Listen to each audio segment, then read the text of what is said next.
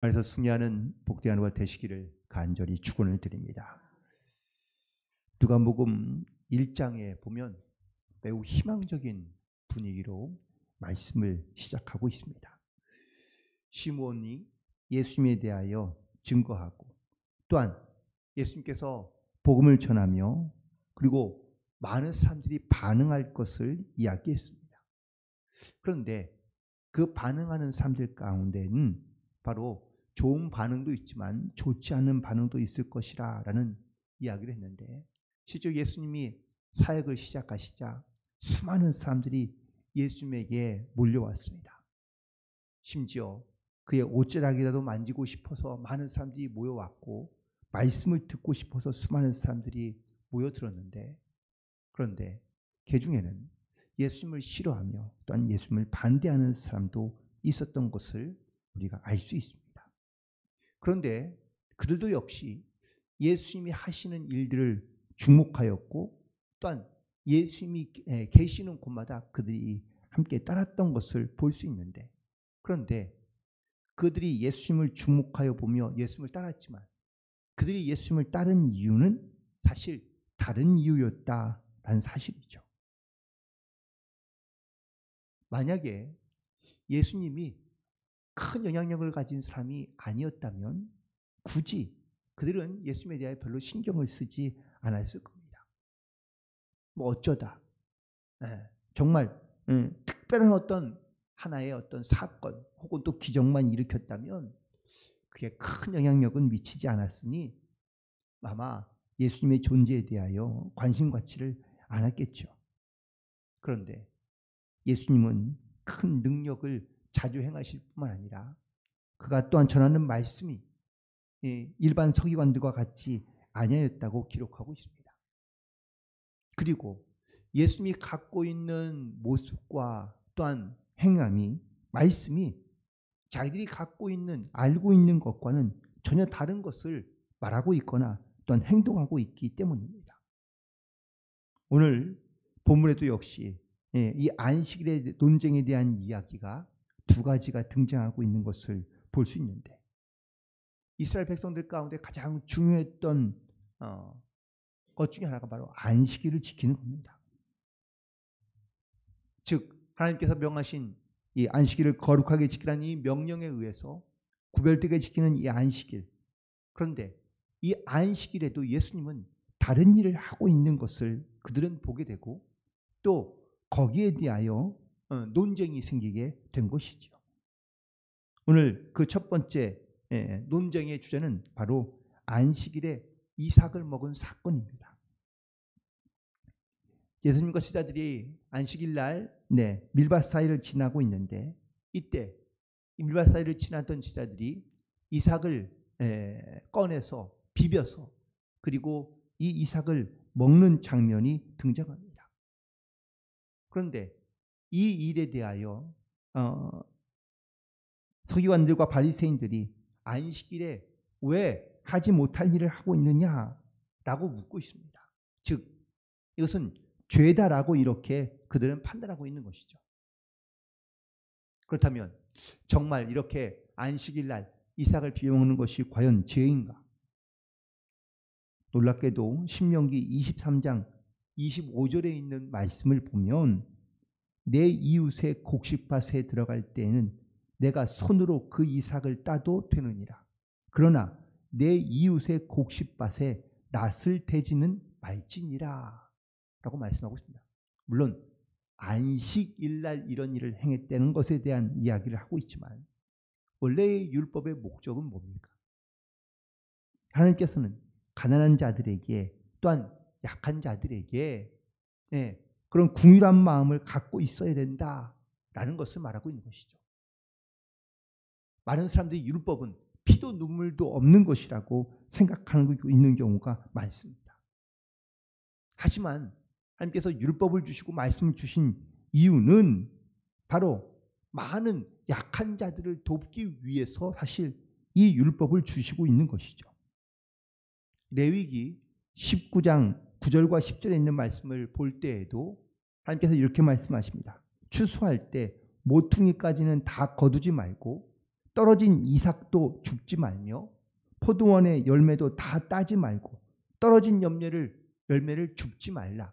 이유는 가난한 사람과 거류민을 위하여 남겨두라. 버리는 것이 아니라 남겨두라는 것입니다. 그러나 하나님 하신 말씀이 나는 너희의 하나님 여호와다라고 말씀하고 있는데 이 명령을 하신 분이 바로 하나님이시다. 즉 권위 있는 말씀이며 또한 이것이 하나님의 마음이며 하나님의 또한 뜻이라는 것을 증거하고 있는 겁니다. 이렇듯 율법의 목적과 이유를 잘 알면 또한 자세히 들여다보면 그것을 지키는 것도 중요하지만 그 안에 있는 하나님의 마음과 뜻이 무엇인지를 깨달아 그리고 그 말씀을 지켜 행해야 한다는 것을 말씀하고 있는 것이죠. 그런데 서기관과 바리새인들은 이 율법을 자기의 생각대로 마음대로 해석합니다. 율법은 선하지만 사람이 선하지 않습니다. 율법에 있는 근본 정신은 숨겨두고 자기가 원하는 대로 판단하고 있다라는 것이죠. 그 이유가 바로 2절에 기록되어져 있습니다. 바리새인들이 율법자들이 하나님의 안식일을 잘못 해석하고 있는 부분이 바로 여기에 등장하는데 2절에 있는 말씀에 보면 어떤 바리새인들이 말하되 어찌하여 안식일에 하지 못할 일을 하느냐라고 말하고 있습니다. 여기서 하지 못할 일이 무엇입니까? 허용되지 않은 일입니다. 하나님께서 안식일을 거룩하게 지키라고 명하셨습니다. 거룩하게 지키려면 어떻게 하면 될까요? 아무 일도 하지 않는 겁니다. 그리고 자기의 몸을 가만히 내버려 두는 겁니다. 그러면 거룩하게 지킬 수 있다고 생각하는 겁니다. 하나님께서 안식일을 주시며 주신 이유는 바로 회복하는 데 목적이 있고 또한 온전케 하는 데 목적이 있는 것이죠. 이스라엘 백성들이 전통을 강조하며 또한 이 전통을 모아놓은 책이 하나 있는데 이 책이 바로 미시나입니다. 이 미시나에 안식일에 하지 말아야 될 일들, 하나님은 안식일을 거룩하게 지키라 라고 명했지 안식일에 하지 말아야 될 일들에 대해서는 말씀하신 적이 없는데 유대인의 전통들은 이걸 모아놓은 책이 있습니다. 여기에 약 한 39가지 정도의 전통이 있는데 추수하거나 음식을 만들지 말 것, 천을 꿰매거나 뜯지 말 것, 글자를 2자 이상 쓰지 말 것, 건물을 부수거나 짓지 말 것, 불을 끄거나 켜지 말 것, 망치질 하지 말 것, 물건을 옮겨놓지 말 것 등등 무척이나 많이 있습니다. 또 안식일에는 2,000걸음 이상 걸어서는 안 되고 마른 무화과나무 열매보다 무거운 것을 들면 안 되고 한 손으로 옮겨도 되지만 2손으로 옮겨는 안 되고 이런 어떤 다양한 전통과 규칙들을 갖고 있는 것이죠. 지금도 유대인들이 모여있는 그런 어떤 유대교가 강한 그러한 유대교 공동체에 가면은요, 지금도 그들은 안식일이 되면 엘리베이터를 타지 않습니다. 자동차를 타지 않습니다. 멀리 가지 않습니다. 두루마기 화장지를 쓰지 않습니다. 왜냐하면 두루마기 화장지를 뜯어야 되니까. 그래서 이렇게 지금도 그들은 철저하게 안식일을 지키려 하고 있습니다. 그런데 안식일을 지키게 하시는 하나님의 목적과 근본적인 이유가 무엇이냐라는 것을 그들은 관심을 갖고 있지 않습니다. 그죠? 보여지는 형식과 보여지는 것에 대해서 그들은 강조하고 있을 뿐입니다.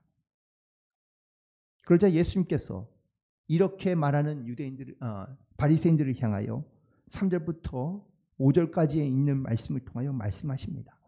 즉 다윗이 자기와 함께 했던 자들에게 함께 행한 일들을 이야기하고 있습니다. 근데 그 내용은 무엇이냐?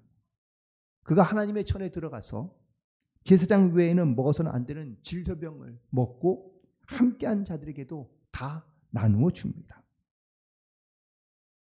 그렇다면 이 진설병을 먹은 사건이 과연 무엇을 의미하고 있느냐라고 묻고 계신 겁니다. 진설병은 어떤 겁니까? 성막 안에 있는 그러한 상에 놓여져 있는 떡들입니다.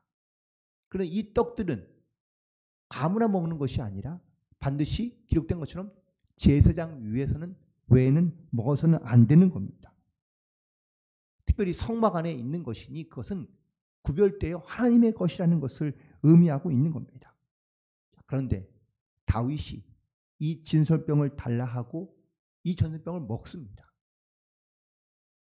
과거에 이스라엘 백성들 가운데 성막 안에 있는 물건을 만지거나 또한 성막 안에 있는 것을 자기 마음대로 사용하게 되면 어떻게 되죠? 네, 벌을 받습니다. 그 자리에서 바로 벌을 받거나 아니면 죽게 됩니다. 그것들이 하나님께서 그렇게 하신 일들이죠. 자, 그렇다면 다윗이 성막 안에 있는 진설병을 먹었고 자기만 먹은 것이 아니라 그와 함께 했던 많은 사람들 가운데 이 떡을 나누어 주었는데 어떻게 됐죠? 아무런 일도 일어나지 않았습니다. 왜일까요? 예수님께서 지금 이 대목에 대하여 묻고 있는 겁니다.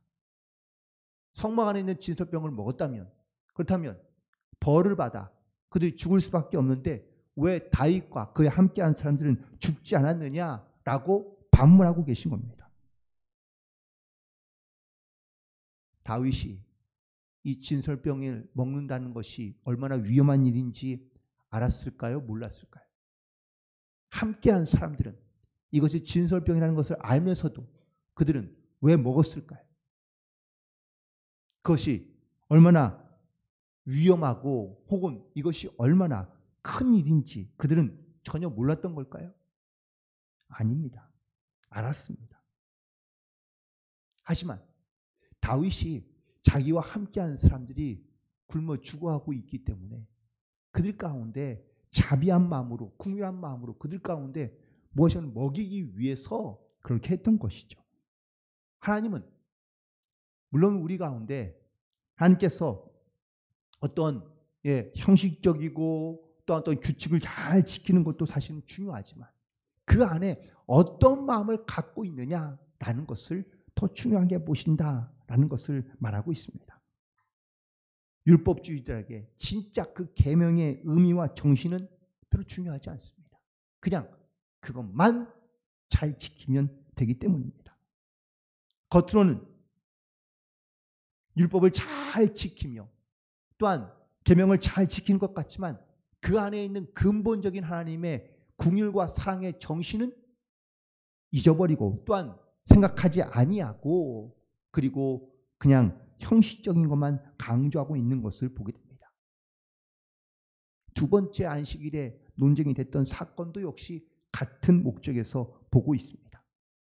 예수님이 안식일날 손 마른 사람의 병을 고치십니다. 그런데 유대인들은 혹은 바리새인들은 어떻게 보고 있습니까? 7절에 있는 말씀을 보시기 바랍니다. 서기관과 바리새인들은 예수를 고발할 증거를 찾으려 하여 안식일에 병을 고치시는가 엿보고 있다고 말하고 있습니다. 서로의 관심사가 다릅니다. 보고 있는 것이 다릅니다. 예수님의 관심은 병자의 고침에 대하여 관심을 갖고 있습니다. 그리고 병자의 병을 고쳐주십니다. 그런데 바리새인들과 서기관들은 병자의 고통에는 관심이 없습니다.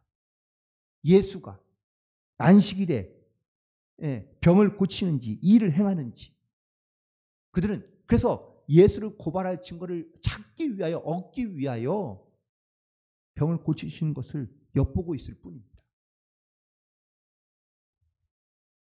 그들은 분명 말씀을 연구하는 사람 그리고 말씀을 공부하는 사람, 말씀을 가르치는 사람들입니다.